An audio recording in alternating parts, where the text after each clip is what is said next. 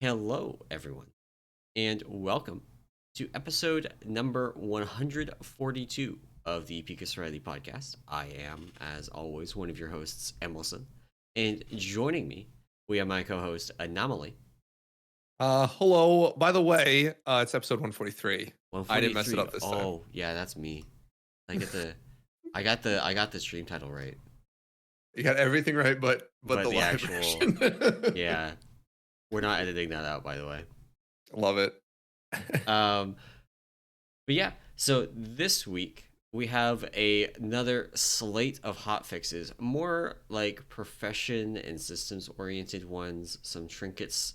Uh, the dragon trinket that everybody's been talking about has a lot Heck of yeah. not hot fixes, but new info that people have found about how it actually works. Mm-hmm. And apparently there's a Mistweaver change, a Is that singular Mistweaver change on PTR? Yeah. on PTR. Handful of little On PTR. changes. Yeah. Yeah. We can talk about all that fun Uh, stuff. but before we get into that, how is raid going? Raid's going. We got Senarth down this week. Boss sort of just fell like weird fight in terms of like you just get to the last phase with most of, well, I guess in our case, all of the raid alive, and It then just you win. dies. Yeah. Yeah. Make sure you have some cooldowns for certain parts, and eventually it dies. So yeah, we killed Senarth for the first time this week. Um, was I so surprisingly I actually enjoy that fight. There are definitely some frustrating times that I've died. Um, to like taking a warlock gate into a tornado, or like trying to like try to beat that tornado to a point and like just Yep. not being fast enough and like Yep. not basically taking my time. But other than that, I think I've really enjoyed the fight. And so we killed that early on, unfortunately early on Thursday, so we can get a full night on Kurog. We got about three and a half hours on Kurog. um Actually really like that fight too. Kurog um is a good fight. Uh, yeah, it's been a lot of fun to progress on it. Healing wise, it's definitely a little bit crazy. The one thing that slightly annoys me, I don't know if you guys did this because I think you're also on Kurog, but we spent basically like the last probably 45 minutes of the night actually working on phase two by triggering it first. So we do the whole stay in, I think it's you go fire. fire, and then you go into storm for one tick and cancel the ad, and then you do the Yeah, intermission. Yeah.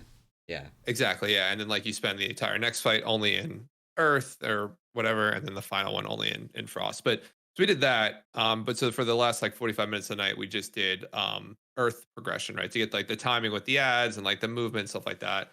I hate it because the timers are different than the actual P2 Earth Yeah. timers. We haven't done that. And I mean, I can see why we would, but I think it also changes the overlaps between the one main mechanic I would see us doing it for would be the overlap between the two different, like the boss and the ad doing the rings. Mhm. And the timing for that is different. You do it in second phase compared to the first phase. Yeah. So Yeah. I don't know that that's something we're gonna do. So for us, like, we got Stellarth last week. It did end up being a 3 hour affair, not a 30 Mhm. minute affair, unfortunately. Nice. Um, but then we started on Kurog, just put like 10 pulls last week. Our reclear this week was actually super chill.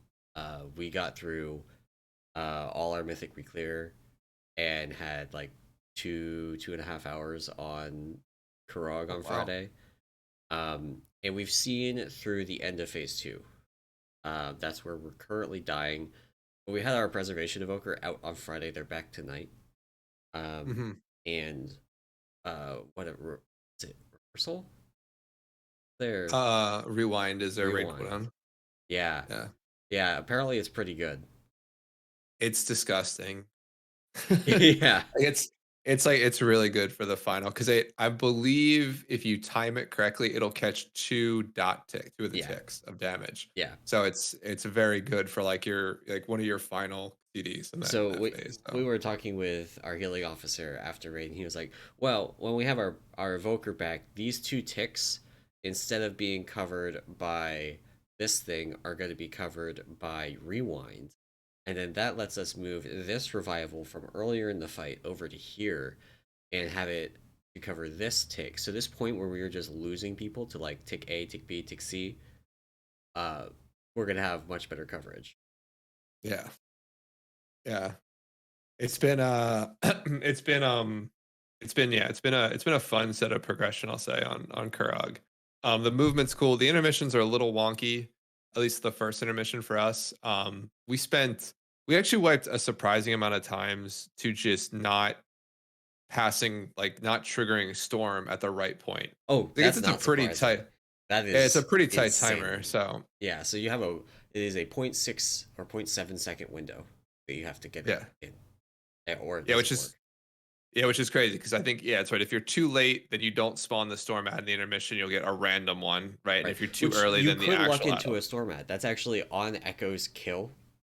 Yeah, Um, they didn't get the dots or the stack of the lightning gotcha. debuff, but they still got the lightning ad. Um, Funny. so you have I mean, if you don't get it, you have a 33% chance of still getting the ad you want. Um, Right. yeah, that is the one thing that I really would love to see, like a Monday night. Hey, we're changing this fight. Like it no longer spawns that, or like the ad cast time is now like 4 seconds or something, because that would make it, instead of being a, you know, basically a half a second window that you have, Yeah. it would make it a 2.5 second window. Yeah. Which is a little bit And easier. Yeah, to hit. yeah, um, Oh, but speaking of that little overlap, that overlap, that half-second window you got is related to when the boss actually crosses the threshold from one area to the next. So his position matters. The time that you initiate the move matters. yep. And his movement speed matters. And Oh, right. that normally isn't something that would come into play. But certain new effects that have been added this tier have not been correctly flagged. Do not slow bosses. Oh, interesting. Oh, I didn't even. Specifically, the unstable Frostfire belt. A bunch of Oh, play people use, including me. I actually just yeah. recrafted mine. I'm using Allied Just Play the Generosity now instead of that, because that was slowing bosses. Oh, interesting. Um, What if any of our raiders have that? and Enfeeble from the Death Knight class tree, which is from your ghoul, uh, causes a slowing effect. Oh. And that one actually, our Unholy DK might be running, and I'm gonna have to like go check that. I thought about it because I was running it, but my ghoul is not up all the time, so I just like, it's up at the start of each phase, and then it's down, and it doesn't matter because you're not doing that transition at the start of the phase. Yeah. Yeah. Um, Wow. That's interesting. so that also affects Senarth if you ran into the thing where Senarth does the double chilling blast at the start of phase 2. Like there's a timing where you can reach the top of the like walkway, and then it's supposed to transition to phase 2, but instead it does chilling blast, then transitions, then does chilling blast again. Oh, okay. I don't think we hit that.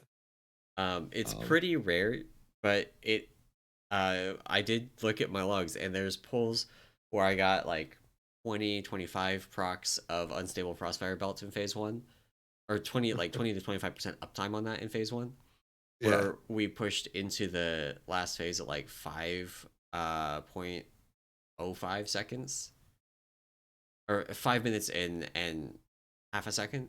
But then when Yeah. it's at like 40+%, we push it 5 minutes and 2 seconds. And that 2 seconds is just like enough that another chilling blast fits in. Oh, geez, that's funny.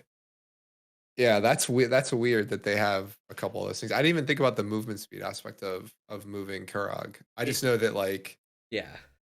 bosses just in general, I think are always really wonky when they move. So like our DK is tanking it typically at that point. So like he was getting very frustrated with like Oh yeah, I the refuse. actual movement.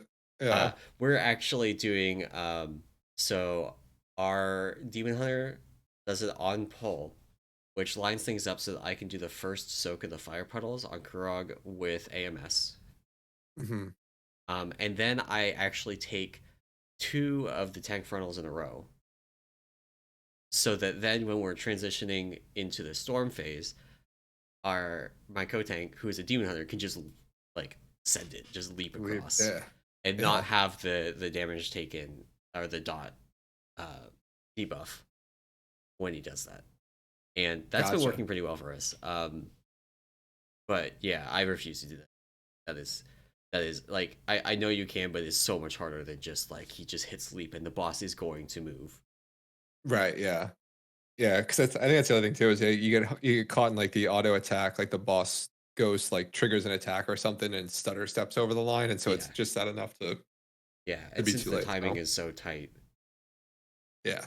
it's a mess. That's I really hope that they do something with that. This is obviously not the intended strat, but like there's Right. the like intended strat is clearly that you're supposed to do like multiple altars in each phase. They didn't intend for you to be taking 60% of your entire raid's health bar every Yeah. dot tick at the end of the phase. They intended you to switch phases, but if you do that, then you have to kill 2 ads, and good luck doing that. Right. Yeah. Just the HP values there. Just it's I think it's too much damage. Yeah, like you Because then you're can. I think oh, with sorry. I think with higher gear, like once we're all like 418 eye level, 420 eye level, you can maybe actually do it. But that's so far away. Right. And at that point it's probably just easier to leave him in one, right? Leave him in Yeah, one yeah, altar.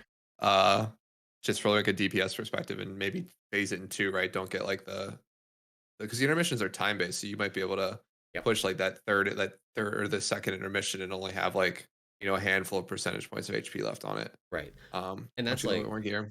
um that's kind of the goal currently as it's tuned is like you reach frost and then you don't kill the frost ad. You don't touch it really. Like the only people that are damaging it are people that are like their abilities just automatically cleave, like a Fist of Fury or a Keg Smash. Right. Um, Everybody else is just like single targeting the actual boss because you just kill it before the frost ad enrages. Right. Yeah. And that's basically how we had been approaching it. It's like it's passive cleave until like 15 seconds before the ad enrages, and then you hard focus the Yeah, ad, right? we have a Was the sort of go ahead. I was gonna say that's sort of the way that we were handling it, like Yeah, at least initially. So we have a couple of people that are assigned to it. Like we have a warrior that cleaves off of the ad, and then we have our warlock that's in is when they have havoc up, they hit the ad and havoc the boss, and otherwise they hit the boss, and everybody else gotcha. cleaves off of the boss onto the ad, and that's getting it killed right around the right time. Actually, maybe gotten a little bit too fast, and we're gonna have to pull back on that a little bit so we can put more boss damage in. Hmm. But yeah, it's if we can survive Earth phase with like the entire raid alive, I honestly feel like it could die really quickly tonight. It's just like that's a big question mark because we're going in. We have a different healing comp. We're Hmm. making a couple of other comp swaps, and it's going to be, just new people learning like the dance in phase one. Yeah. At the very least, it is nice that the most complicated part of the fight is front loaded. Like Right. Yeah. fire phase is definitely the most like complicated thing to learn, and then the first intermission, the firestorm intermission, is also way more complicated than the others. Yeah. Yeah. There's yeah. We finally have made everybody install like the recital week or again for like the Yeah, fire that you drop because like people were just like initially we're just like just move it out of the group, and then like what ends up happening is at least for us in a couple points of that fight where like I think it's like the last or second to last range drop. They're yeah, on like the left hand side of the boss from like if you're staring at its back, and that's where melee runs to be safe. But then there's yeah, also people dropping fire there from range, so it's like it just became too much of a cluster. We lose a little bit of uptime there. So yeah. We um we definitely grabbed that. Yeah, yeah. we have that one, and then we have one. Oh, that I need to fix. Actually, I need to figure out why it's broken. But we have one for enveloping Earth in the Earth phase that's supposed to tell you the health potion you're enveloping Earth if you get it, which is the big healing absorb that goes on something like 400k. Yeah. Huge. Um, that is supposed to only do it after the first one, but it's apparently doing it on the first one as well. I'm really confused by it. Like it's a weak aura and it's set up to like do it if the boss has a certain number of Earth stacks, Gotcha. but he doesn't at that point, and I'm really confused. Interesting. Yeah, it might be in the trigger conditionals, right? Because if you have Yeah, two triggers, um, it's set to it might be all, looking. but I don't know. It's weird, and Yeah, maybe I actually have a different version than other people somehow, and I need to check that. But yeah, gotcha. Kurog Yeah, is I mean, a sorry.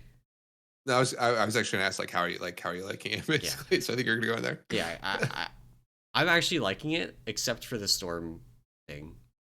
Like Yeah, that's just really frustrating. That one thing is really frustrating. Everything else about the fight is fine. yeah. I would agree. I think it's a fun healing fight so far. And yeah, yeah. I think it's fine. It's funny. Like just a mini retrospective right here. So I don't think there's been a fight that I've really disliked so far. Like even Sinarth with like the ground stuff. I thought I would Yeah. hate that more, but it's not as bad. I think as it seems. So The ground um, stuff on a monk is actually kind of fun because if you're on like regular non-ice ground and then you roll onto ice ground, you just like fire, like yeah, zooming. It's great.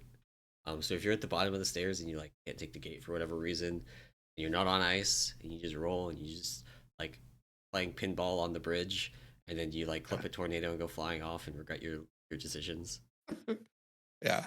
I've definitely Yeah, definitely done that before. yeah, I was what I think I did that in heroic where I was rolling to the bottom of the stairs, like literally probably ended my roll on the ice and went right up the stairs and then like yeah, didn't know what to do. I was yeah, like and like yeah, so it was a bad situation. So yeah. But yeah, honestly, I'm enjoying this raid tier so far, and it's actually kind of nice. Reclear is pretty quick if you're on top of things. yeah, Like, the trash isn't the instance seems big, but the trash isn't bad, right? and there's also Like there's trash that you can just like you can yeah. skip the trash between Sinarth and Kurog by having somebody sneak through and trigger Kurog, and then when he resets, the door between Aranog and Kurog opens. Everybody else can just go through there. Oh, I didn't know that. I Yeah, didn't know that. All right, which maybe that's like saving you I'm like gonna 10 type minutes that of in. trash, right? It's not a big deal. Yeah. We usually would be using that time to like figure out loot while people do trash. Yeah. I will I'm gonna type that in our Kurog thread. Make the hunters or someone do it, rogues do it. I did that Honestly. to go into Kurog solo and try and figure out some of the timing nonsense because you can change. Another fun thing about Kurog, Speed Taunt changes his timers. Oh, interesting. Alex, Um, he crosses the threshold, right, at a different point? he crosses the Yeah. threshold specifically from the center of the room into the fire area sooner.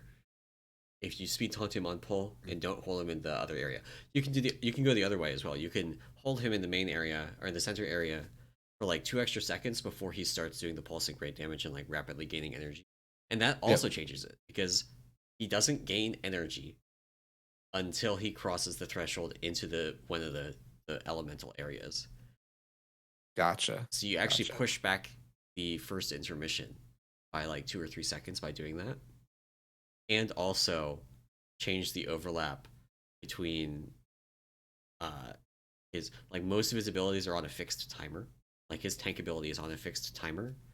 Uh and you can do some really wonky things with that. Like it's actually possible. I've seen some kills where they don't have the lightning ad cast start at all because they keep him in the Wow. center long enough on pull. And this is like another like super tight timing thing because if you leave him there too long, you just fight the rate. Yeah, yeah. But if you do it correctly, you leave him there long enough on pull, you bring him in, then you take him into the lightning area, and he casts the tank frontal In the lightning area. in the lightning Gotcha. area and delays the ad cast. So it takes it from being like a half a second window, which you still like, it ends up being like a 1 second window instead of a half a second window because you have to do it at the right time that he queues up tank frontal before the lightning ad. Right. But there's all kinds of like jank with those timing overlaps. Yeah, that's way too complicated for me. Yeah, it's it's honestly way too complicated for us to, which is why we're not doing it. Yeah. Yeah. Nice, nice. Um, but cool, yeah, it sounds like I mean we're both pretty similar. We're probably a little bit further than I am in terms of Kurog progression, but we're both sort of close. Hopefully get the kill tonight, or at least make some final phase progress Yeah. into the ice phase. Um, so cool. So I guess we can maybe shift gears a little bit, talk a little bit about some of the hot fixes last week and some of the other changes that came down the pipe. So there were a handful of hot fixes that went in with reset.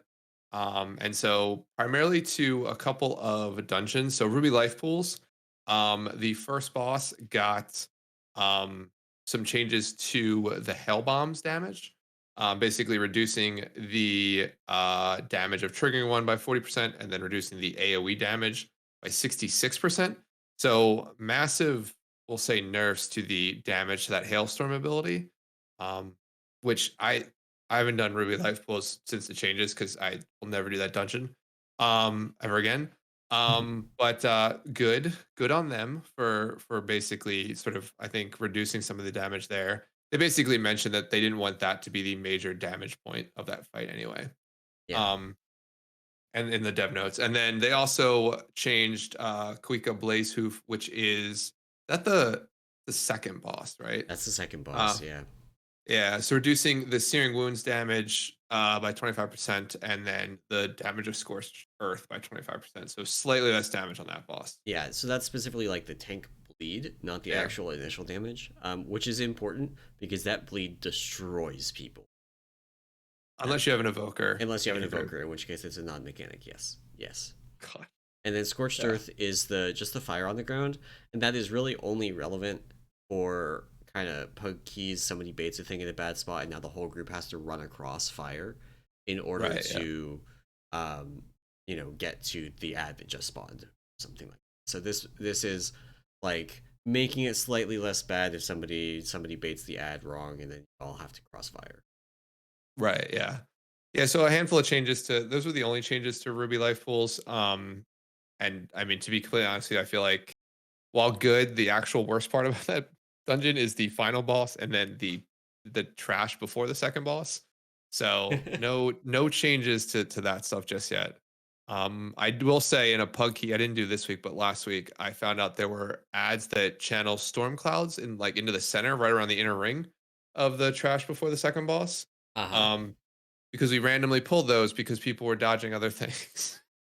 We got bonus ads in that Yup. run. 3 of the 4 we pulled, which Oh my is god. I found out there was 4 of them, which was fun. So yeah, a couple changes there. There was also a change to some of the counts, the mob count in Agathar's Academy or Agathar Academy.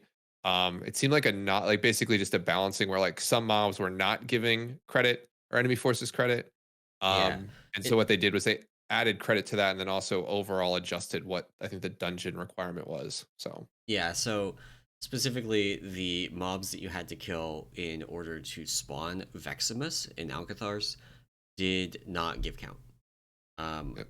Now they do, and they adjusted the count requirement to make up for that. So it's like a net neutral change, but it's basically just like a UX change, basically, so that people don't get Yep. confused over the trash near Veximus not giving percent, even though you have to Right. kill it anyway, so it doesn't matter. You're getting that trash dead whether you need the count or not because you have to kill the boss to finish the dungeon. Yep. Exactly. Exactly. So those were some of the I think the reset specific dungeon changes. There are a couple other dungeon changes they put in later on in the week. But then also we got our first, I guess, post race raid change, which was the pushback effect on hurricane winds on Mythic Raszageth was reduced. Um, so this is sort of the pushback on Raszageth that requires some specific classes. If you bring classes, so if you bring a priest, you need an invoker to help the priest live. Similarly, a paladin. But it's the pushback effect. They've reduced it. From what I've seen, though, not a huge change. Yeah, As in, it's pretty small. it doesn't really seem to make a difference. But As far as I know, we can- priests and paladins, or priests still need evokers. Paladins are like capable of doing it by themselves now with a little bit of help from their good friend Bubble. Mhm. And some classes like hunters that before needed specific items to be able to survive it now can do it with their regular kit. Cool. So most classes now don't need an evoker to help them, but priests still do. Yeah. Yeah. Exactly. So solid, some interesting changes. There were a couple of additional changes, real quick, just in Temple of the Jade Serpent. So they did put in a hotfix to Lorewalker Stone Step, which is the That's a two second boss. boss. Yeah. Yeah, the second boss you typically kill. They basically decreased intensity damage and decreased agony damage overall. So they basically overall lowered the damage input or output, I'm sorry, of these bosses. However, that was done because they fixed the healing increase of feeling superior or feeling of superiority, which was like a stacking buff you get Yeah. on the fight, which was over. I think it was basically increasing healing too much. Yeah. Um, so, um, so yeah, so they are sort of just a little bit less damage over that encounter. Um, I think that overall makes the encounter more difficult on higher keys, but in your lower keys, you were lucky if you were getting the feeling of superiority on your healer anyway. So, yeah, yeah. not yeah. They also fixed a couple of other fun bugs. There's a clip going around of somebody getting stunned on the teleporter down to the final boss of the Azure Vaults from thundering. They didn't take damage from it, so that was correctly working. They didn't die to the damage, but then the light path reset. It like flew them back up to the top, and then flew them back down, and then back to the top again, and then back down again, and they finally got to participate in the boss fight, and that was like a 21 or 22 key, and they missed timer by 12 seconds. Yeah. So that was a real tilter. There's a fix for that. Thundering no longer causes the flight paths to out. And then ritual the ads on Ner'zhul, the skeletons were regenerating health. Just like actually the ads on the first boss were regenerating health.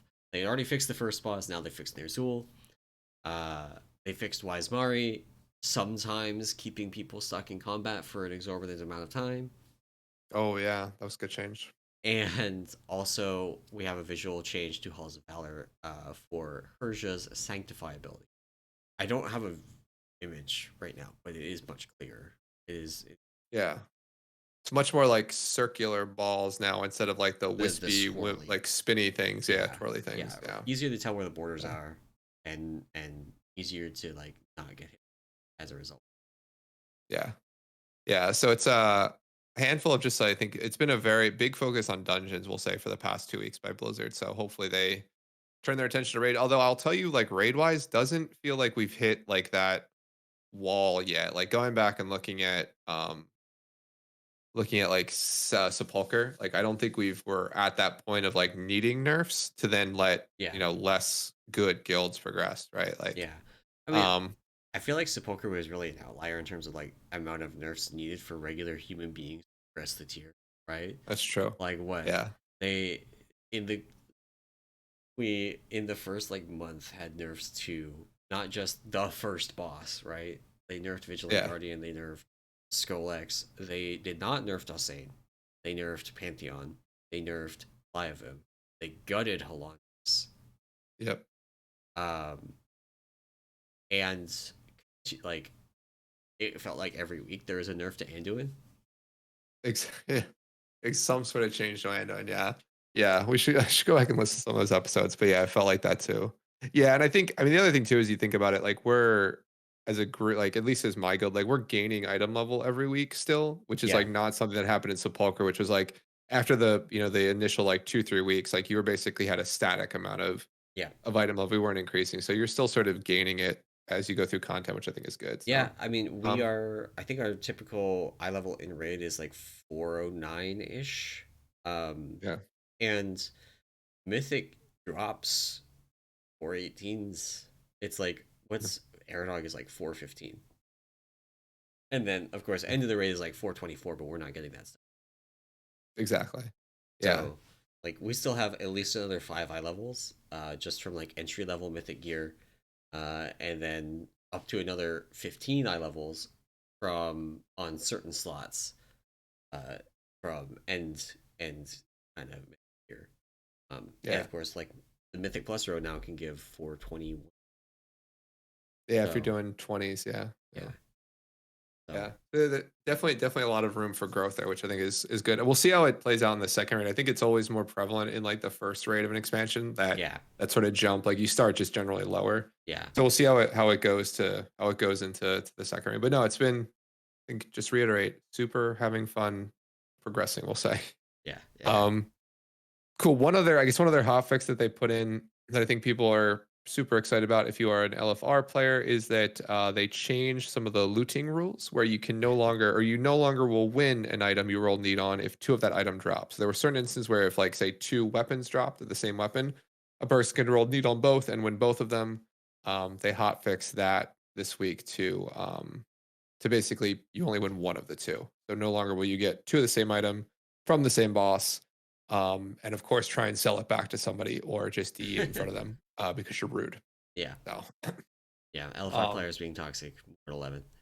yeah, exactly. So, good little mini hotfix change there. They also did, I think, to me, massive change to they rebalanced one of the dragon riding talents called Dragon Rider's Cultivation, which, if you're not familiar, it's one of the choice nodes. Basically, it whenever you gather something in the world, so that's herbs, mine something, anything like that, you gain a buff to the amount of vigor you replenish. And it previously was like 10% over 10 seconds. So you didn't really feel it, I'll say. Yeah, They changed it to 400% over 3 seconds, which yeah. is massive. And that So, matters also because the regeneration was not applying while you were in the air. It mhm, was just like your out of combat regeneration kind of thing, like while you're on the ground regenerating. So if you like flew down, picked up a flower, and then immediately mounted up and flew off, you were getting like 2 or 3 seconds. right. Yeah. Yeah. So it's a great change for my druid. They enjoy the ability now to not have to, AFK for like 5 minutes every like 20 or 30 just to regenerate vigor, which is super annoying. Um, so yeah, so that is I guess most of the major, I'll say, hot fixes that went in Yeah, I this do. week. I want to So touch on. So we mentioned the loot change this week. So basically, the issue is specifically tier tokens and weapons. Um, Tier tokens were just like I guess broken, but weapons there's like a reason for it. Like some classes can dual wield it, so there was like a case that they were potentially trying to handle. I don't know if they just handled it wrong or thought players would be more well behaved than they were. maybe. Um, you're muted by the way. Oh yeah, I'm sorry. I was just saying no. I was just mouthing no. I was actually talking. I was like, no, we're not. So But there's more changes coming. Patch 10.0.5, which spoilers, 2 weeks, 2 resets that comes out. Um, they are doing further changes that will clean up the loot rules. So the specific changes are fixed an issue in rare cases where players would get less loot than they should on certain raid sizes. I'm pretty sure we've run into that one. We've had some very confusing moments where we kill a boss and it's like X items for this many players. Why do we get X-1? mhm. Um, and then there's fix an issue where players could unconditionally roll need on set tokens. Yeah. So that's that tier set one. Uh, and then players can no longer roll need on any profession recipe they have already learned. I honestly haven't seen come up yet at all because we've never seen a duplicate drop. Yeah. And then players can no longer unconditionally roll need on one-handed or two-handed weapons if they can dual. So specifically, like the two-hand is just for Fury. Everybody else can no longer uh, need on every one hand, like off. Um, and specifically, they actually have a dev note here that for that final change, the system will now quote identify if you can dual wield the weapon in question based on your loot spec. If you can, and you already have two weapons that are at least as powerful as the item being rolled for, you cannot need. Yeah. So this is all like targeted at pugs and LFR, cleaning up some of the space where people could just like hit the need button on literally everything. Yeah. Yeah. I mean, it's really just personal loot with an extra step now. If we think about it. I mean, and no trading restrictions. Let's not forget the no That's trading restrictions. that's No, true. like people are still people in my guild still joke about the like, oh, we got you know free shields or whatever. Oh no, we can't use all these shields, but no, I remember the Painsmith rings. I Yeah, remember those fucking rings. yeah, yeah. I think it's always been that case where there's always that one item on a boss that you just see every week. You see like you see like at least 3 or 4 copies of it. Yeah, Um, there was the neck. Was it the neck on Huntsman in yeah. Castle Nathia or The one something? that let you mind Yeah, control people yeah. That we or used to Whelp, see barrel druids. that Yeah, like all the time. Yeah. Um, but yeah, I think there's always those items. It's whatever. I mean, I think it's good on Blizzard just sort of trying to curtail the community from being idiots, and it sounds like they don't want to have like they want like a unified looting experience across almost all content, which is fine. It just excuse me, it's just it comes with these restrictions here when you see it in like group based play, and then you'll also see it like it comes within the opposite side of what made Master Looter nice, which is now you have to trade all the loot away, right? Like yeah, somebody has to like put it on their bags and then trade open trade with everybody, which is just I'm glad that's not my job because yeah. there's some idiots in my raid. So We um have we have RC set up for us, right? So everybody auto passes except the raid lead that gets all the loot because they greet everything. yep. And it all happens automatically, and then they have to go around and like find everybody, raid them, Yeah. and it gets extra Yeah. fun when you have like somebody that's already hearthed out because they're not in on the next boss, and they have to like, okay, we got to summon you back, we got to give you the item, you can hearth again. So yeah, which is why like that's the one thing that at least we've talked about, which is like we don't talk about changes until like we get to we're standing in front of the next boss, and typically at that point we've at least handed all the loot. Yeah, So but yeah, it's I mean it's I think they're good changes to the loot system. It's just it's funny that like Master Looter was just so much easier if that's what they wanted. Now it's like we have Master Looter with a bunch of extra steps. So yeah, um yeah. so yeah, so I guess we can maybe shift gears a little bit. Talk, we've been talking a bunch about hotfixes to the live game. Like you mentioned at the start of this, like a little section, we do have a release date for 10.0.5, which is January 24th, 20 in the US or NA, 25th in Europe, 26th in Asia. You were right. We'll say your prediction correct. Got it Nailed into it. the month of I nailed it January. a month ago when Yeah. the 10.0.5 BTR went up. So, yeah. Yeah, no, you were spot on. So we get that patch in a couple weeks. We've talked to all about it. I think the last couple weeks. It's like trading post. It's like a little bit more story. Um, some cool systems in there. But I think the biggest thing is we're getting a bunch of different, we'll say, class changes right with it.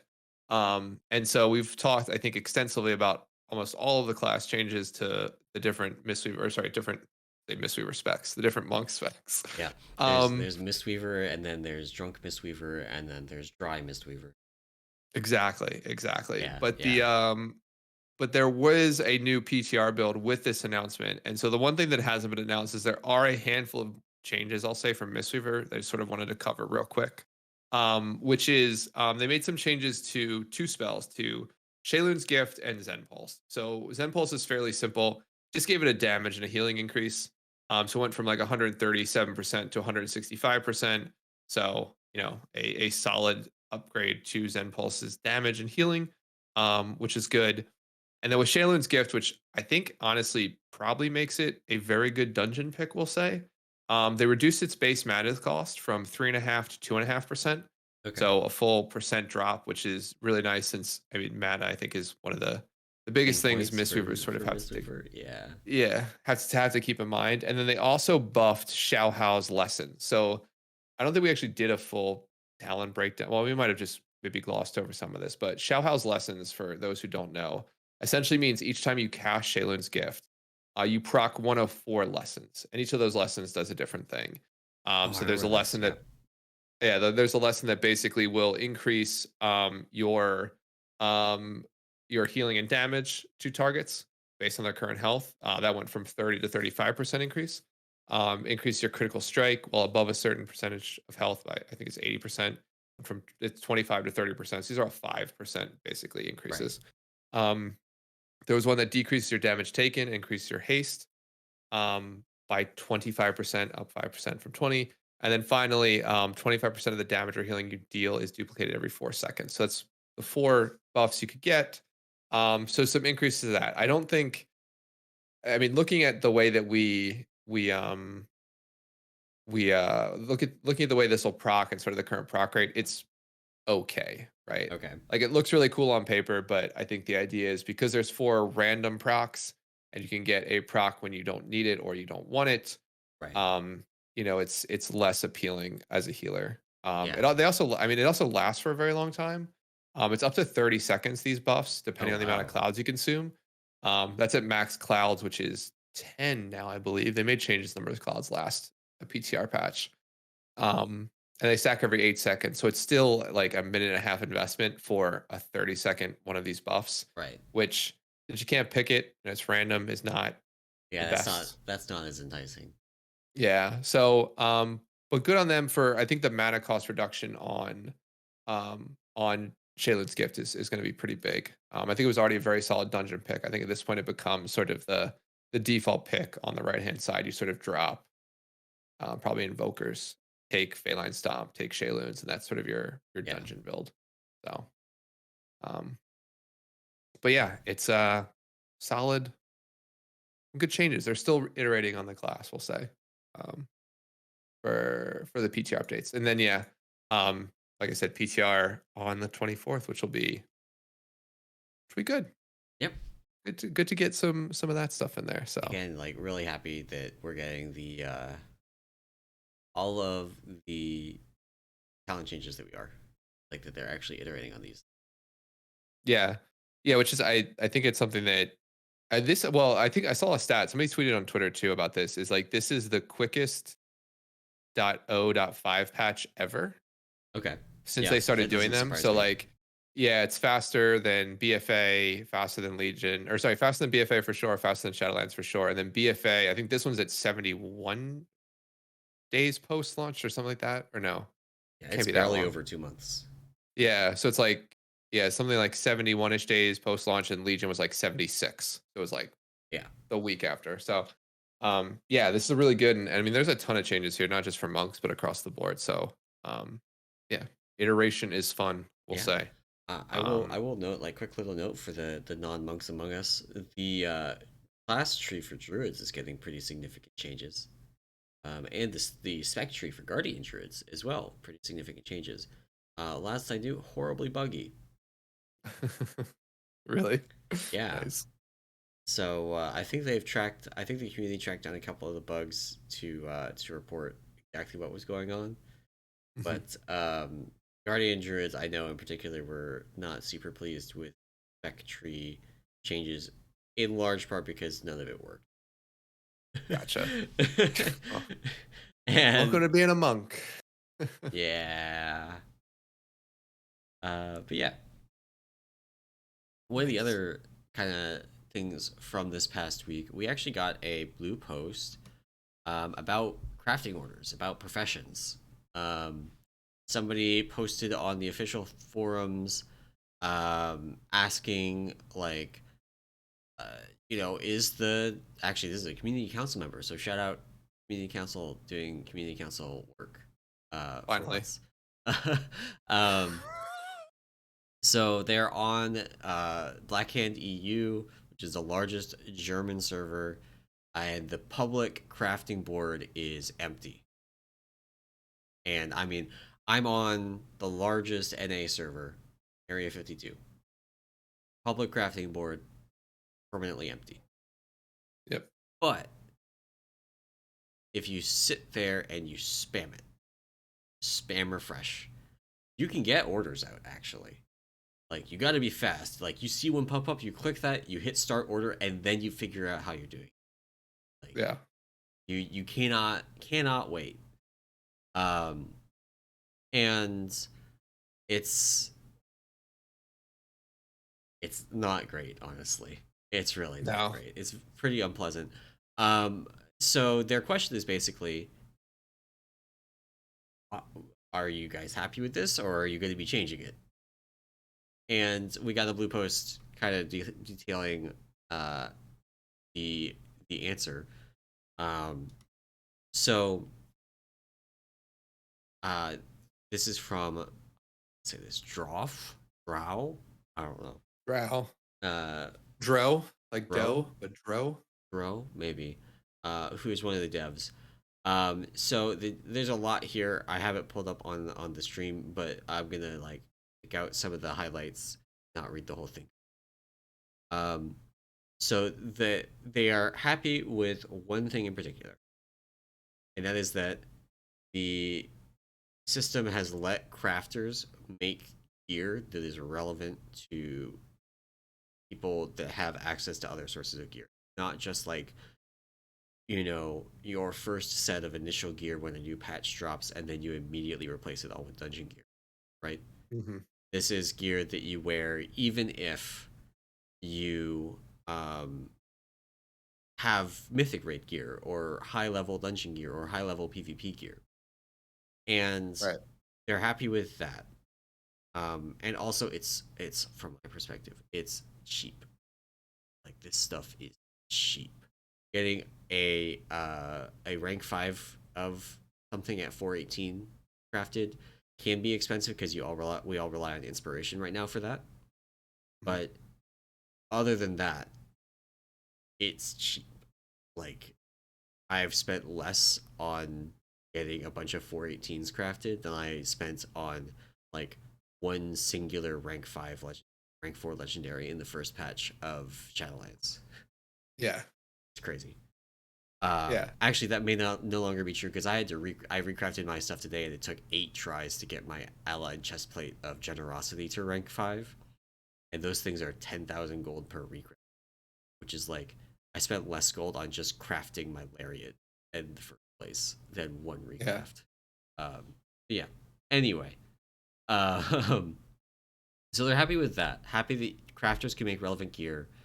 Um, and relatively happy with the guild/personal order side of things. Um, Public orders, not so much. So public orders, they're happy that people can get there. Like if you want something crafted, you can put a public order in, and it gets filled basically instantly, and that's good for the people that aren't crafting. But for the people who are crafting, it's not working super well.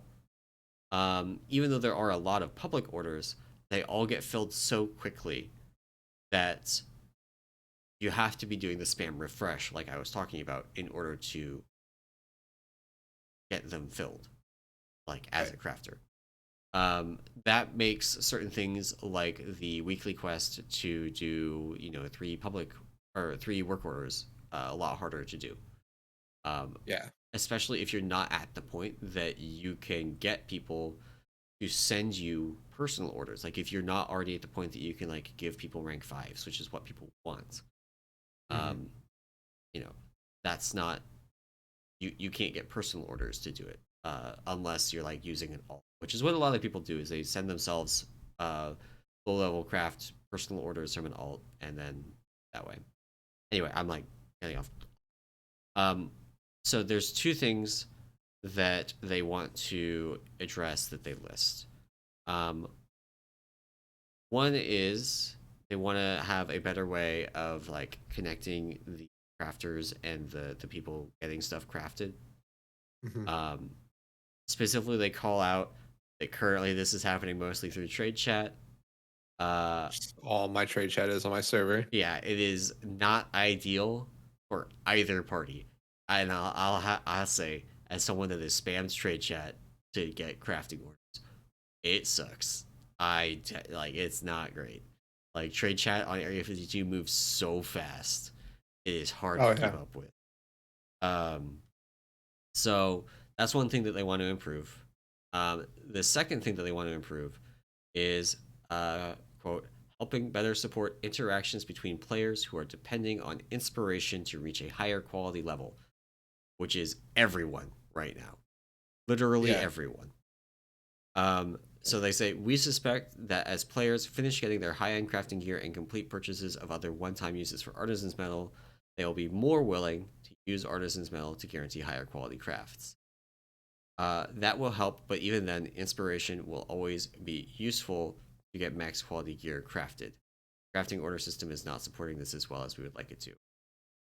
Um, and this is something like I've talked about this before on the podcast. We had a warrior in our guild that was trying to get something crafted, and just like the inspiration thing, this is exactly it. Like they had to trust somebody that they had the skill and inspiration that they said they did. No, and they didn't. They didn't. So they spent a bunch of gold on somebody that literally couldn't get the craft that they wanted, and they had no way of verifying it. It was very, very, very frustrating for them. Yeah. So that's something that I honestly am a little bit surprised that they haven't hit something into 10.0.5 to address that, because it's such a big part of the early tier crafting.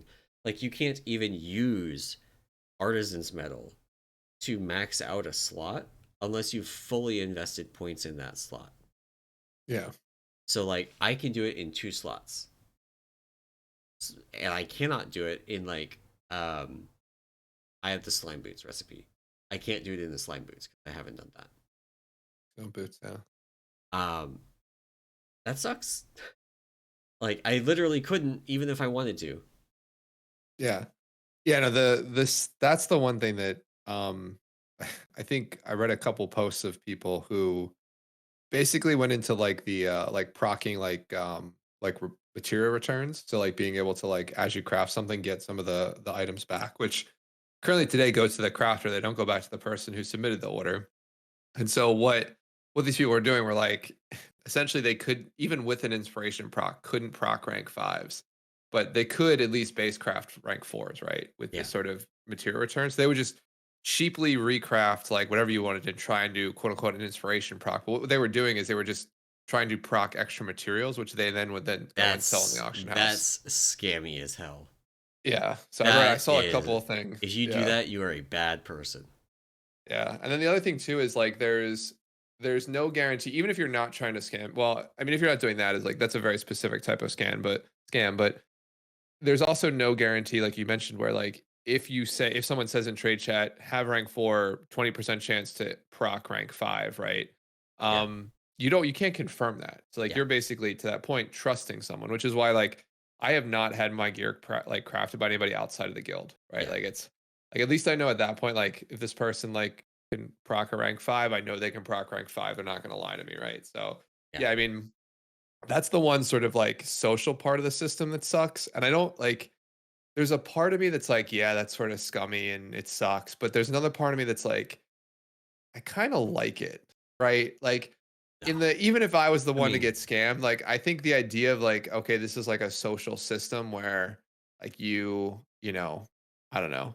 And but maybe nowadays the game's too big where like you can't find like the people who are doing it are really never going to be found out or like known, right? Because that's sort of the thing that always yeah, like limited it back when servers I think were a little bit smaller and servers were um like they're a little bit more closely knit where like you knew if someone was going to be a scammer. In that case, it was more like Ninja Looter and something like that, yeah. right? Um, But it's but yeah, I don't know. also It's oh like sorry. I don't think like if there were some due diligence that you could do as an individual, to figure it out before like spending tens of thousands of gold trying to get something crafted from, Right, um, yeah. then it, I all right, fine. Like Yeah, I wonder if it would be I wonder if like the way you get around something like this is like basically being like seeing like the last 10 times someone crafted the item, like what they actually crafted. I think they just have to fix the profession link. Profession link right now is useless. It like Yeah, shows the that's true. recipes that you have, but it doesn't really show what rank you can do. So like everything, Yeah. if you link something to your profession, it basically just shows up everything is like Hmm. person viewing the link doesn't have any skill or any like talents Yeah. in the tree. So it's entirely useless for vetting somebody. You can't see like what I see when I pull up my crafting view and I look at an order is I can see, my actual total skill. I can see my inspiration chance. I can see the inspiration skill bonus I'm going to get, which is actually really high because I've invested a bunch of points into that. So I can actually Mhm. skip tiers. I can go from rank 3 to rank 5 on several different slots, which is important because I can't get them to rank 4. um, and that's all stuff that like you have to just trust me in order Yeah. to get. And actually, so little thing as well. There was also like talk going around that you couldn't skip tiers, that you could only like rank 4 to rank 5, and that was a bunch of like the conventional wisdom. But it turns out that you can Huh. on items. Once you max out your inspiration thing, you can skip a tier. You can go from 3 to 5. It's like the top of 3 to 5, but it's still from 3 to 5. Yeah. Which of course then breaks kind of the conventional wisdom, which again gets in the way of you as a non-crafter trying to get something crafted. Right. Makes it harder. Yeah. Yeah. No. Yeah. I definitely think like the information exchange needs to be a little bit better with crafting stuff today. But I do think like I mean based on the post right and what they were talking about, I think they do like the system has been good in terms of revitalizing crafting as something you care about and want to do. Yeah, Um, I still hold true that like the system itself is just a little too convoluted right yeah, now where like you it's not a I think you mentioned this on a I think maybe last podcast or the podcast before. It's definitely not like a typical Blizzard system where like yeah, very straightforward, very easy to understand just on the surface level. And maybe there's some depth below that, but like this is like totally almost like opaque at the surface level. And then there's a ton of depth below it where you're like, yeah, I don't know what half these yeah, stats mean. And so yeah, yeah, I mean it is a cool thing, and I'm glad that they're at least it sounds like they're I mean, based on the post, sounds like they're happy with it with like some rough edges, which I mean is fine. Like it's the first time we've seen a system yeah. like this ever in WoW. So So they did take a first stab at fixing one of these problems, which is the problem that you can't find crafting orders. Like there are okay. no public crafting orders.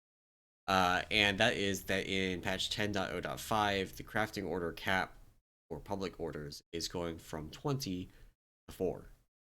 This does not apply to guild orders, it does not apply to personal orders, just public orders. And the logic, as far as we can tell, this is like data mining, right? So we don't have a blue post explaining why they did this. But as far as we can tell, this is specifically to try to um, curtail people doing the thing that I was doing, which is sitting there and spamming, refreshing the public orders to just pick up public orders to skill up with. Right. And so, for reference, for leatherworking, you have to use spark gear to get above level 75, basically, or skill 75 in your profession. Um, Two comments. I'm going to reiterate again that skill bar barely fucking matters. Yeah. It is so irrelevant. Like, you need 500 skill to craft rank 5 418 slime boots, right? That last 25 points in there barely factors into it. You're getting, you know, 475 other skill points from other places. That 25, it like matters for being able to do that craft, but it's like not, you don't have Fire. to reach 100 skill.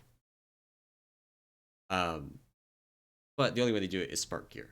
And unless you've reached the point that you're going to craft all of your own spark gear for yourself in like 2 months and have like 20 sparks to throw at it, you need public orders to be able to get those skill points.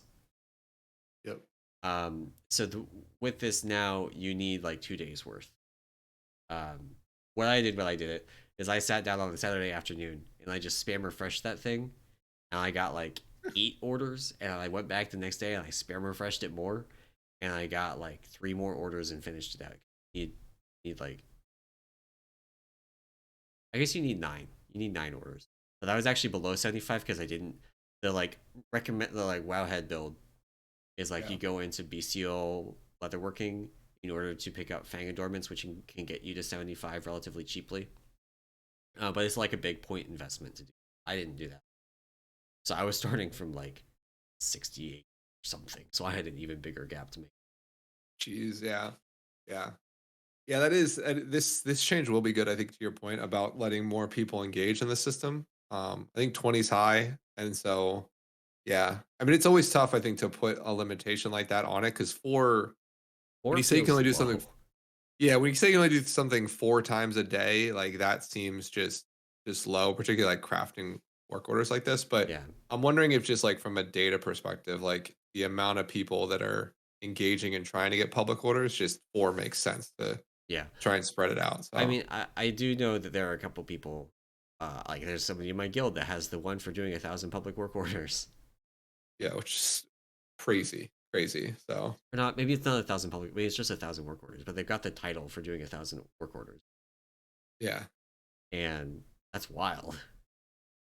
yeah, which is just that's a yeah, it's crazy that people have spent that much time doing it.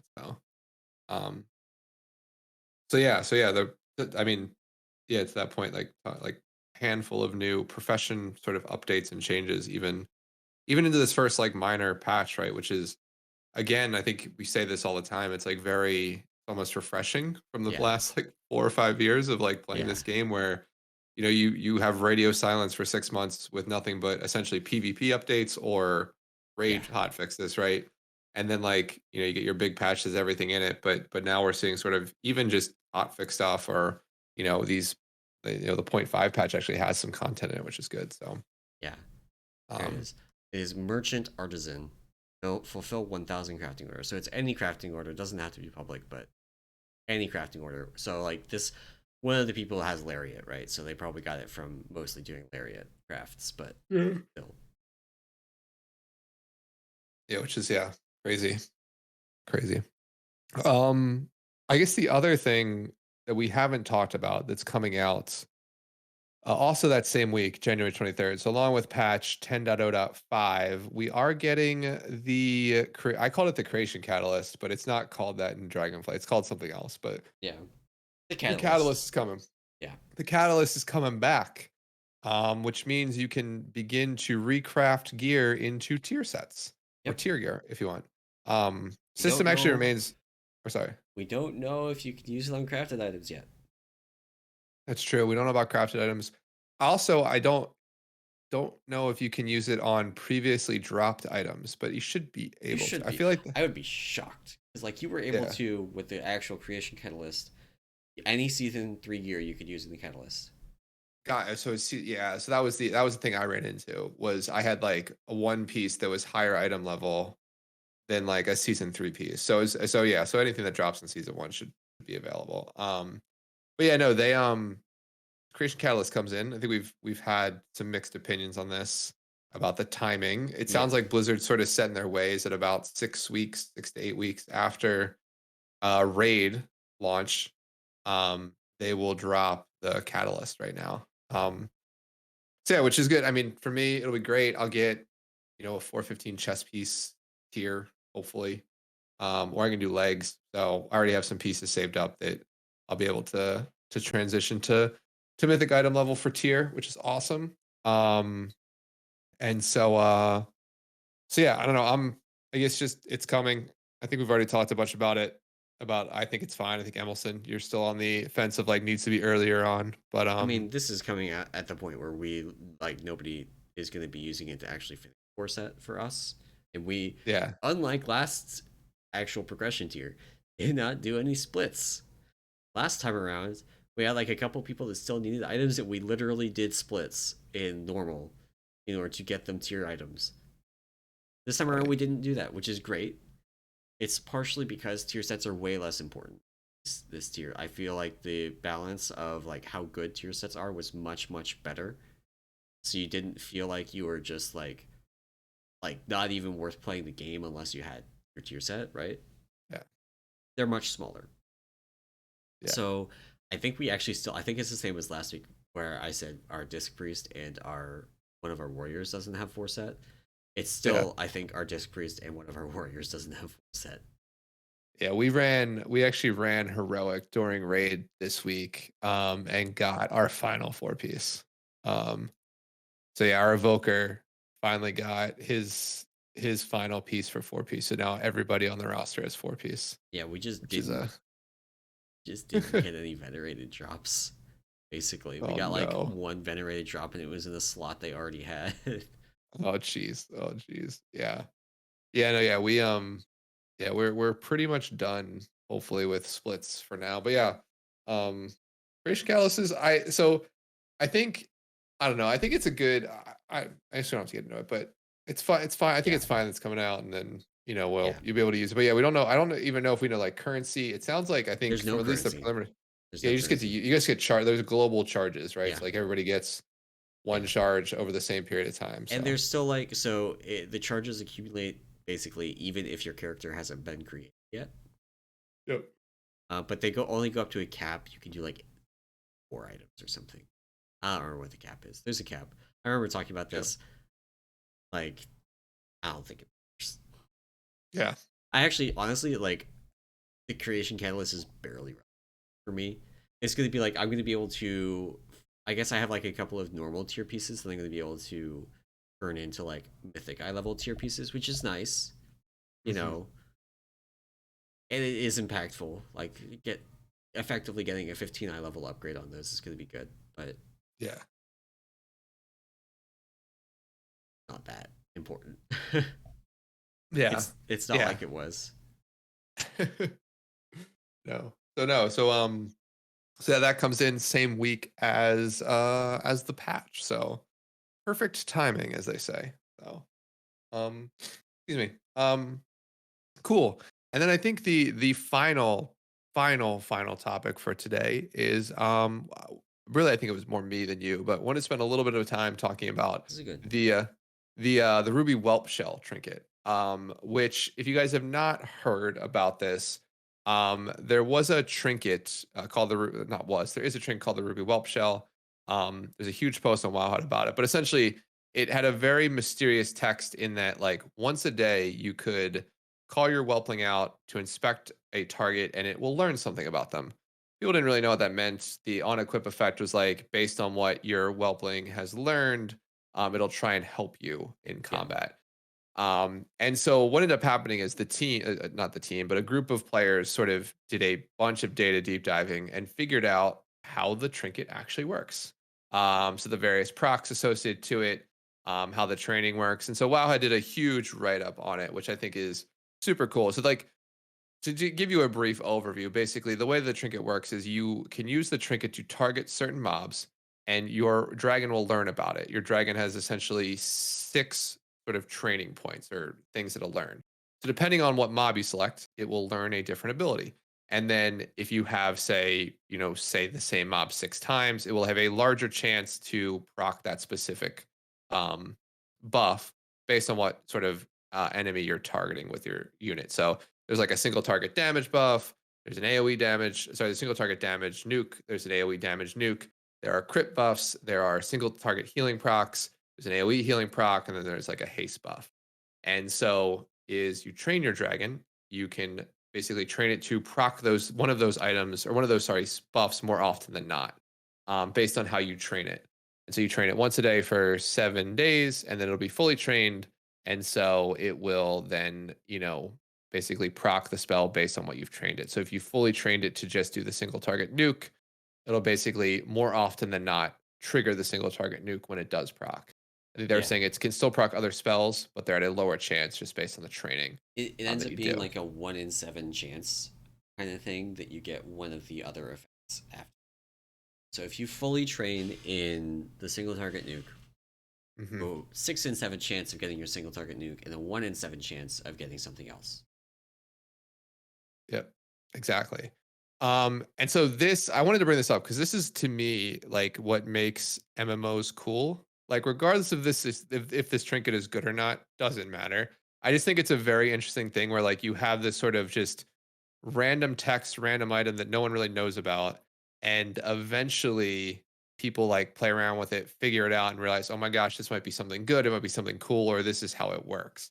And so, there the Wowhead article I think might pull people off that this might be a little bit better than it is. I think we talked a Yeah. little bit about this before the podcast, but Wowhead sort of points to a log where it did damage equal to the grief torch, the torch, Yeah. excuse me, which is the big trinket in the raid today.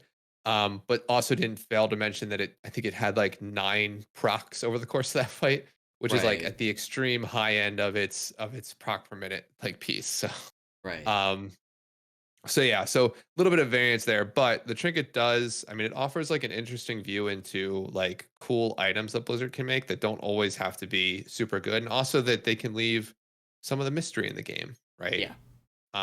So I don't know how you feel about something like this. I'm a huge fan of like weird stuff like this, but I think it's a um, cool trinket. I think the fact that item restore exists basically makes this okay. Like if item restore didn't exist and you like deleted the trinket and it was irretrievable, that would suck. There's a little bit of suck where it's like, oh, I traded that trinket away, but it's actually pretty good. Um, that's unavoidable, honestly. And that you run into that same thing with like Sims and give away a trinket and you go and you sim it later and you realize that. yeah, Um, and sometimes it's things like it actually is a trinket that changed in the sim because the sim was modeling it incorrectly or over simming it or under simming it. So this is one where it was simming as fully random, completely random which yes, proc you would get, which is the default state of the trinket if you've not trained it at all. Now we know how to train it. You can try to modify the proc rate to do the thing that you want it to do.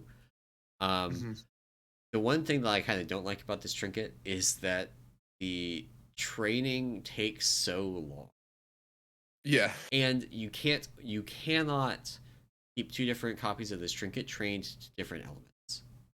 Which on the one hand would be an awful kind of usability thing of trying to keep track of those, yeah. but Which one's which? Yeah, yeah, but like it's character bound, so your character can uh only have one kind of trinket set up at a time. But if you wanted to, that basically because it takes a week to train, you can't. And sorry, it takes a week to train, and you can't. It doesn't like hard swap at the end of the week. It like continuously swaps little bit by bit throughout the week. So you can't do something like on Tyrannical weeks train it to be a single target trinket, and then on Fortified weeks train it to be a AOE trinket. It's like kind of always like you just kind of pick one and leave it on it. Which for keys is going to be the AOE one probably. Pick yeah, the AOE yeah, on that because at the very least in Tyrannical weeks, like it's like not as good on Tyrannical bosses as a actual single target trinket, or if this right. were actually the single target mode, but it is way better on trash in AoE mode. So there's that.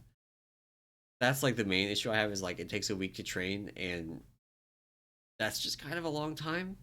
But I think it's fine, honestly. Like I think a lot of people, that's not going to matter. Like most people, even if you could do that, wouldn't do that. They would Mhm. just be like, I'm going to train it as AoE and I'm going to use it, or I'm going to train it as single target and I'm going to use it in raid, right? Yeah, exactly, exactly. Yeah. So, I mean, it's yeah, I agree. I think that part of it, like the usability part, I think if you are trying to min max the trinket, is definitely like a downside. I'll say, but I think at the end of the day, like I don't. I think Blizzard is just trying to. It's not. It seems like they're just trying to create like interesting things that don't need to be good or bad, right? Like they just can sort of exist. I don't Yeah. know. I mean, there's definitely room for interesting trinkets. They do miss the mark sometimes. I think this one's fine. Like numbers wise, it's actually Yeah, good once you get it fully yeah, trained. It is. I don't think actually. I don't think it's as good as Grief Torch or like Whetstone for Brewmaster in practice. Um, but mhm, it's still good. yeah, So in chat, WoW Exemplary is commenting that you could use this to proc the Aeronog ring for a Windwalker or a Mistweaver. And technically, yes, you could. The proc rate is much lower than the yeah. Aeronog ring's proc rate, though. So you will not get as much value out of your Aeronog ring as if this is your source of fire damage. Which is why people kind of use Flaring Cowl because Flaring Cowl has a higher proc rate than the Aeronog ring, which lets you like get full value from while Exactly. using Flaring Yeah. Cap. I have Scovald as a caster trinket from Earth that is the same situation. It's a higher proc rate. Um, to like you can get that and you can actually use it as not a caster and use it to proc the Aeronog ring. And it's actually just like a good trinket by itself after they buffed it. So Nice. that's one. But again, like Brewmaster doesn't need it at all. you can just like use the ring and you have built-in fire damage. Demon Hunter doesn't need it. Built-in fire damage. Like there's a bunch of specs that just don't need this. It is very funny that Druid has Moonfire and Sunfire and they all do damage. So they need it. Yeah. Yeah. Like Sunfire should do fire damage. I'm sorry. It should. Too. Yeah. But then they would probably, yeah, I feel like, well, we won't get into the spaghetti code of Blizzard because I'm Yeah, I almost mean positive that breaks something. they need it to So do nature damage so it benefits from all the other like bonuses that druids have for nature damage because otherwise those wouldn't affect Sunfire. Like I understand, but it's still like this is the one time that you would actually want Sunfire to do fire damage. It doesn't. yeah. Yeah, which is funny. Which is funny. But no, it's generally I think a really it's a cool trinket concept. I'll say we're still model like at least from a healer perspective, doesn't really touch like it's not a best in slot trinket, we'll say. Yeah. Even at higher item level. I mean the raid trinkets I think are funnily enough really good this tier. But it is a very good trinket. So it's sort of upper middle, we'll say, Yeah. in terms of maybe trinket rankings. So if you have one, definitely check it out. I think from a healer point of view, like Questioning Epic Live should be updated coming up this week if it's not already. I know Volk was working on an update to that. And so you just plug it in and see if it's worth using. Actually Volk did an interesting thing. You can actually pick the buff you want, which is funny. Nice. Didn't just focus on one of the healing ones, although almost positive the AoE healing proc is if you're in raid is probably the best with a single one being for Mythic Plus. So Yeah. Yeah. But so I just wanted to I want to spend some time talking about that because I think when Blizzard does cool things like this, they should be like called out for doing cool things like this, even if it's not like the best trinket ever. It's just another. Yeah. I don't know. I think it's cool.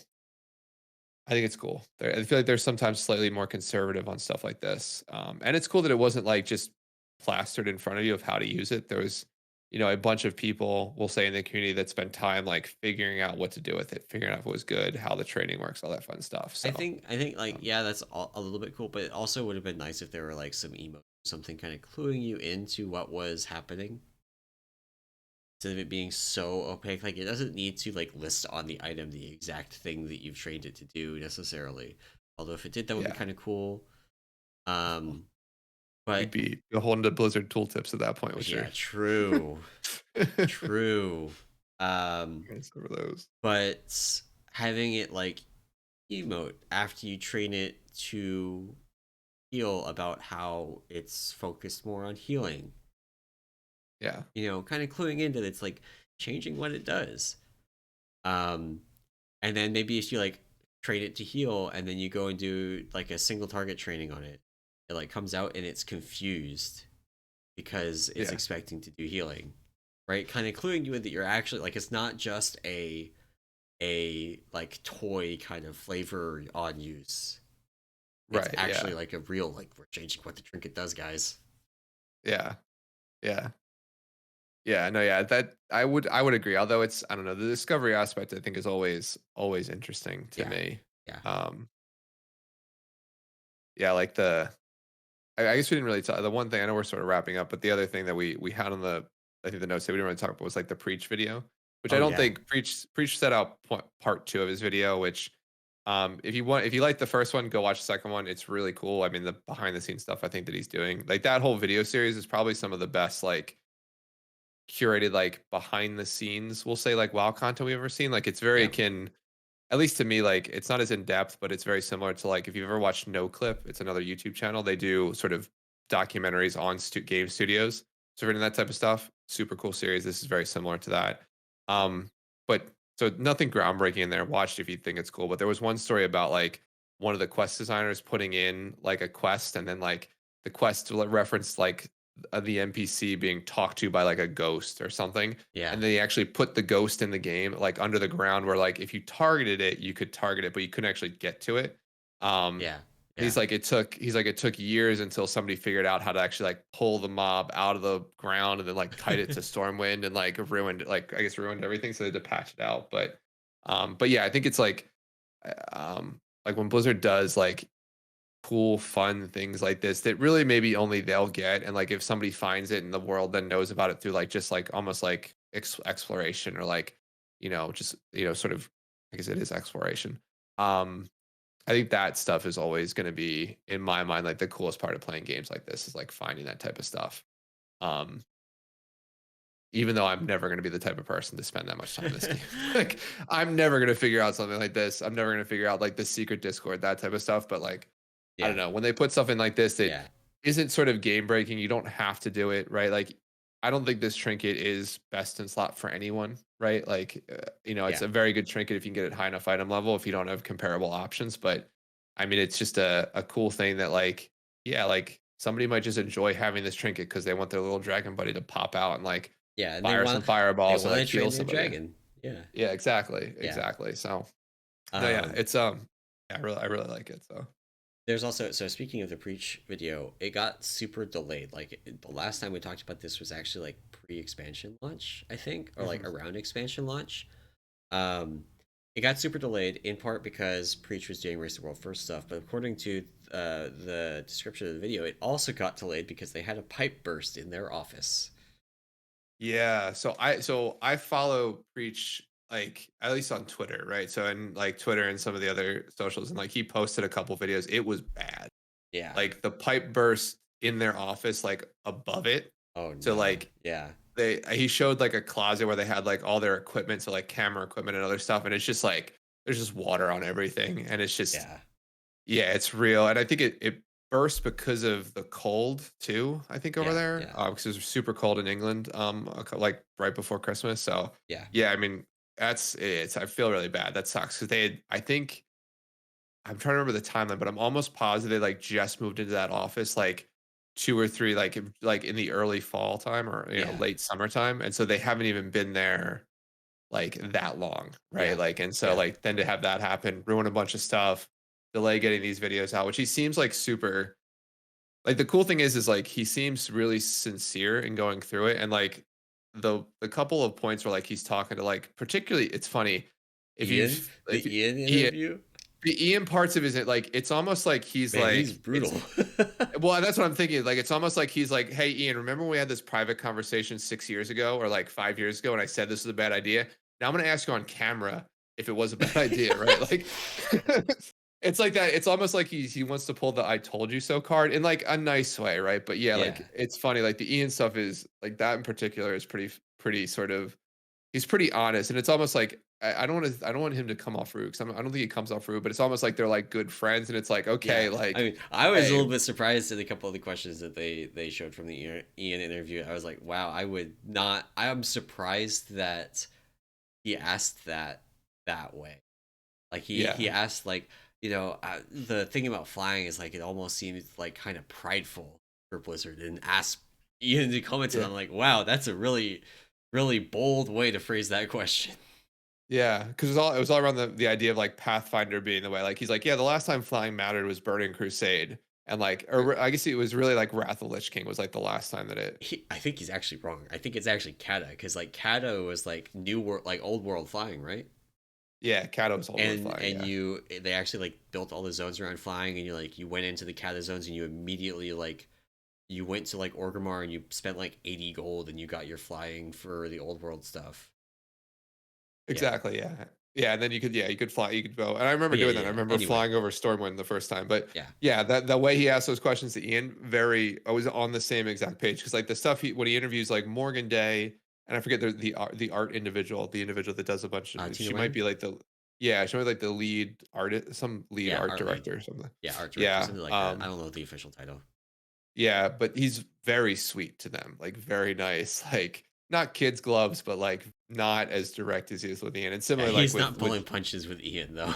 no, not at all. Which I think probably stems from the fact that they have a little bit of a personal relationship, like just him playing for so long and being like in the high end community. So, Yeah, and Ian honestly coming from that community, which is funny because like Morgan's pretty much from the same. Like Morgan's originally from Nerfed, so like, which is like one of the like yeah. was a fairly progressed guild back in vanilla. Like, they still play, but I mean, there's still a fairly progressed guild.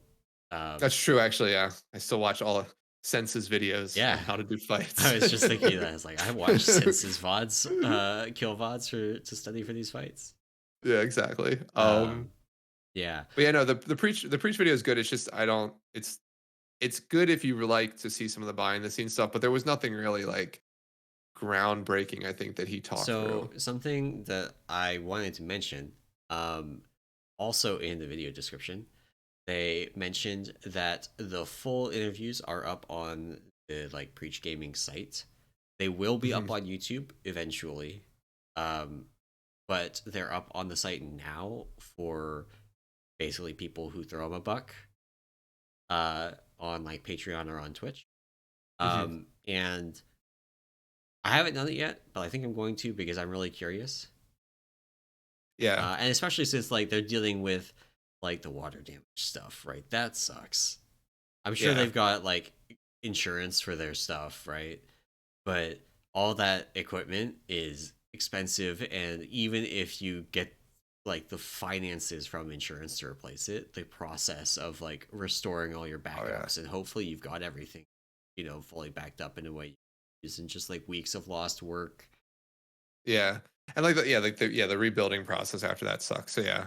Yeah, I was thinking about that too, and like the actual interviews are good, right? Like the questions that he asks are like Yeah. they're not, and I think this is like what we've said maybe with the first interview. They're not like the cookie cutter questions, right? Like they're very open ended. Like the dragon writing discussion is really good. The Yeah. I was really happy actually. Okay, they talk about dragon riding. He asked about dragon riding in terms of like flight, and I'm like in my head screaming like, no, that's wrong. It's way different.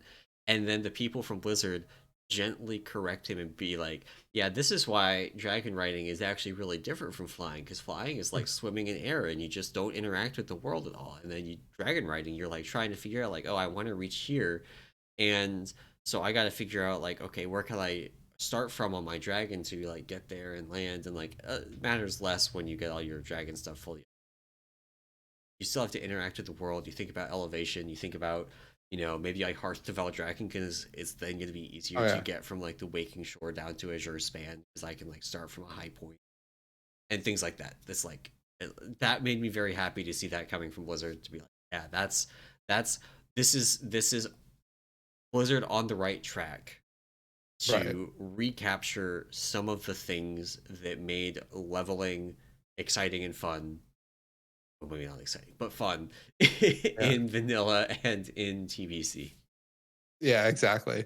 Yeah, yeah, that part of the conversation was cool too, because they also talked about like the world size and the fact that like the largest zone I think they ever did like previously was something like 40 or 50 like world chunks is the way that they Yeah, measure it. And like Azure Span is like 100 world chunks or something. So it's yeah, like double the size.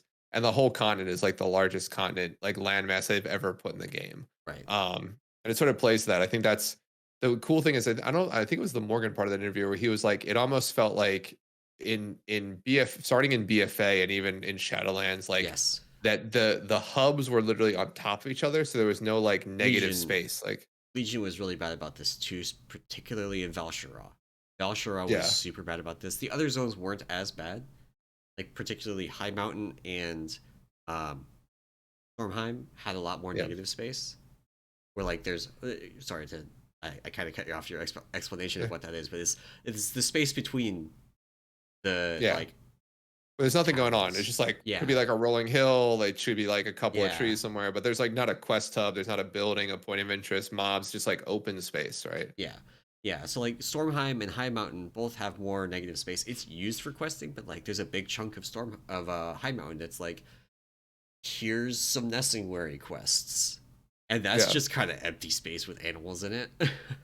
Yeah, exactly. Exactly. There's no hub there.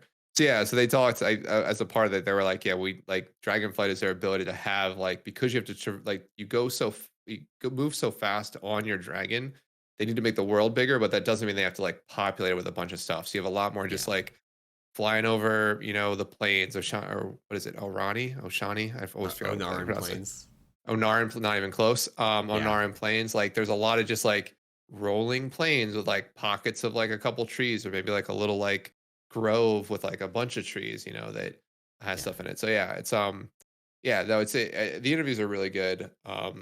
definitely check them out. They're not groundbreaking in terms of info, but it does give you a little bit of like the behind the scenes thought process for how Blizzard thinks of things. And yeah, I mean, I don't know, it keeps, I don't know, kind of gets me excited for what's coming, I'll say. Yeah. The rest of the stuff. So, Yep. um, well, cool. I think that was the final Yeah. topic for today. Yeah. Unless you have anything else. I think that is it. So that will be the end of the podcast today. Thank you all for watching and or listening. And if you like this podcast and you want to support it and the other work that we do over on the Peak of Serenity, you can do that over at our Patreon at patreon.com/Peak of Serenity. And of course, come and join the Discord. It is the best place. Come and learn all about these data mined hotfixes for our specs. I didn't even see a Wowhead post about the new Mistweaver ones. Did they miss that, or is Mistweaver just like It was just a part of their larger data mining post. So okay? like they it was all like all I don't think they did one specifically for classes Gotcha, with that. gotcha. Oh, you know what they did? They posted the notes for 10.0.5, the updated notes that Blizzard put out, but they didn't do their own sort of Yeah, post on the there's data like a mining data mining changes. post, and I looked at it, and the Brewmaster stuff was all the same. So I was like, okay, there's nothing to see here. It's just Yeah, like confirming that the changes are actually in. Yeah. yeah. Anyway, um, Discord, best place to learn about that stuff. But that is going to be it for this show today. Thank you all for listening, and we will see you next week. Bye.